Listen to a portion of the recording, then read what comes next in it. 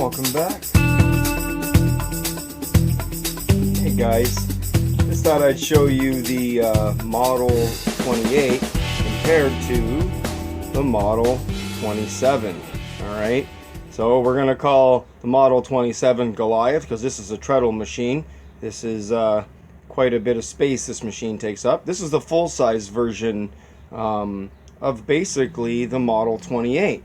This is what they would call the 3/4 version, and this is my 1895 model. I have a video on this machine if you guys want to take a look at that. And it's also a hand crank. It's got quite a bit of patina, and this is that sticker I was telling you, or decal I was telling you about. It says W.E. Smith sewing machines, sales and service. So this is like a water decal, just like the machine. So I'm assuming this was put on when the machine was new, and it's part of the reason why I don't want to repaint this machine. I could get the decals for this and bring this machine back. It's got quite a bit of wear through the deck where the metal is showing and everything. But I love the patina on machines, believe it or not. And this machine, at first I thought it was in rough shape. I bought it for the hand crank only. Turned out the machine was stuck. I got it unstuck and it was all there, and it works great, and it's a beautiful machine. I love it. It's actually one of my favorite machines, and I don't want to paint it. So it's going to stay in this condition. This is a survivor. I'm going to leave this as patina and all original because everything on this machine is original. I have not changed anything on this machine other than the needle. I think I did change the presser foot. I put a cleaner presser foot. The one that was on there had some pits on it. So I think I did change the presser foot and the needle. But those are common parts that you would change on a machine. Anyways, we don't need to talk about this machine too much because you guys have already seen the video on that. Let's go over to the 27 here. So you can see I have a video on this machine if you guys want to know about the table and the nylon belt I have on it. You guys can go check that video out. But as you can see, this machine is set up the same way. It has that bobbin winder below. It has the thumb release for the upper thread tension. There you go. But this doesn't have a dual spool pin. You see, it doesn't have that other spool pin here like the Model 28s do. And that's because it has a thread guide here. This plate here, I did change on this machine.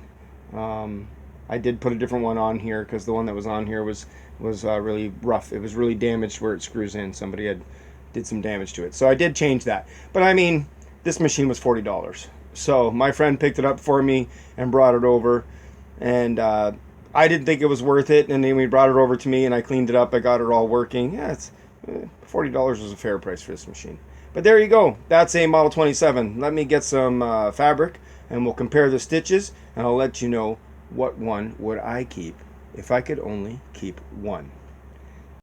Hey guys, I'm back with another tip. I forgot to mention to you guys, if you're looking at a Model 27 or a Model 28 and you're missing your shuttle and your bobbin, and you have one from either or machine, just to let you know, a Model 27 bobbin is the same as a Model 28. Okay, so the bobbin's the same and the shuttle is the same.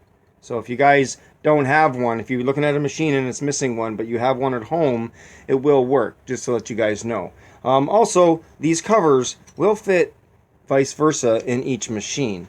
But on the model, obviously on the Model 27, it is going to be a longer plate. You can see here how much longer one is than the other. So that's a good indicator of how much bigger this deck is than the Model 28. There's actually 2 inches difference in the deck and an inch in height between the two machines. Okay, so there's quite a bit of difference there. So there you go.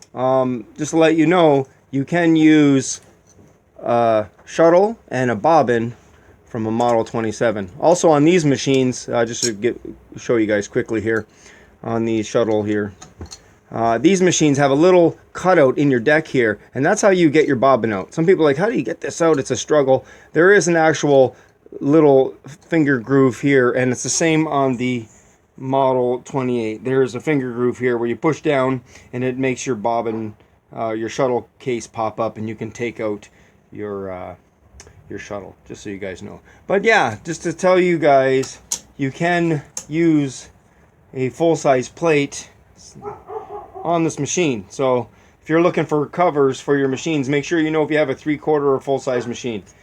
All right, so here's the proper cover.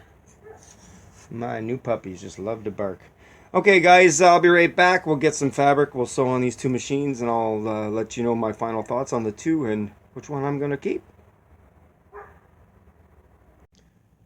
Alright, so here we are with the Model 27, and if you guys want to know how to thread this machine, it is the same as the 128 and the Model 28. So you guys can go back to one of those previous videos if you want to see how that works, and we'll go from there. Anyways, I'm a left foot treadler. I just use my left foot when I treadle, but let's give this machine a go.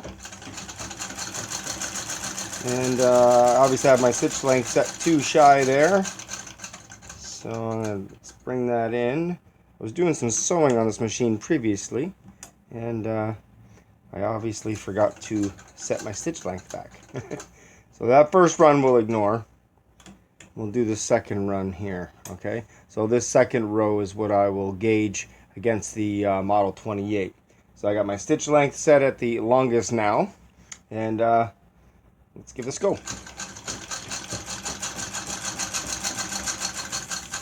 Something about a treadle, it's just fun when you treadle. It's fun when you use a hand crank as well, but a treadle is a pretty fun machine to use. So if you guys have an opportunity to come across a treadle, pick one up and give it a go. Now I did black thread on the top and on the bottom, just so you guys can see it better, right? It's a little bit harder to tell with the white thread and the red thread, but everything looks good there.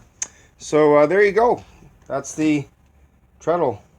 That's the Model 27 treadle I have. And there's Goliath. Let's go see what David can do. Okay, so let's give the 1895 Model 28 a go. This machine runs pretty quiet. When I got this machine, it was locked up. I bought it for $25 just for the hand crank. And then I gave it some oiling and let it sit for a day and came back out, and lo and behold, it started moving. And because the internals were so clean and the undercarriage was so clean, I decided to keep this machine. Oh. You got to release that that upper tension on these when you pull them out, just so you guys know. If you ever see me do it, it's I'm forcing it. So anyways, there we are, black on top and bottom as well. And see what I can see here, see if I can see something here. They both look to be the same length to me. Yeah, they look seem to be the same length. Good quality stitch, holds nice and tight. Of course, you got to back tack anything, right? If you don't back tack this kind of a stitch, this will be easy to pull apart. So just keep that in mind, right? Remember back tack. You don't see me do it here, but if I were doing a project, I would back tack. I use my treadle quite often when I'm repairing shirts, because I tend to get rips in shirts quite often. That's what I do. So there you go. That's my 1895 Model 28. Now you know the other Model 28 I had, it beat out the 128. Let's see if this Model 28 from 1895 can take down Goliath. Alright, so let me get these machines set up and I'll tell you which one I picked and why. Okay guys, 1904 Model 27 or 1895 Model 28. Which one did I pick? Well, the winner is the Model 28. Again, the Model 28 takes it. David takes down Goliath. And just to let you guys know, both machines are great machines. There is no difference in what either one can do. They can both do the same thing. The only difference with the two machines is the size of space you have to work with right here. Okay, it's a lot bigger, obviously, on the Model 27, so you have more room to work with. And the fact that the Model 27, and I'm going to let you guys know this now, is a hand or a treadle machine. And you can get a hand crank for this machine, but the hand crank would mount to where the belt guard is here. On these machines, there's no spot down here on the column where you can mount an electric motor. Okay, so keep that in mind. The hand crank you see on this machine will not go on a Model 27. So a Model 28 hand crank will not fit on a 27. And you can see where this mounts, it mounts to the column right here, which means I can take an electric motor and mount it to this machine. So that's another reason why the 28 took the competition between these two machines for me. This can be electric, treadle, or hand crank, whereas this machine can only be hand crank or treadle. Now, nothing wrong with having a treadle. These machines are great and they're fun to use, and if you're into quilting and stuff like that, this is the machine I think you would want. But if you're just like me and you do little repairs and patches, this is a great machine. And you can put it on the shelf, doesn't take up too much room, and anytime you need it, you don't even have to plug it in. You just grab it and away you go, all right? So there you go, guys. Appreciate you watching my videos. Hope you guys will stay tuned for my next competition. I have a couple more head-to-head battles coming up before I put these machines all against each other and tell you what the #1 machine out of all my collection, what one I would keep, alright? So stay tuned. Hope you guys are enjoying these videos, and whatever you do, stay safe.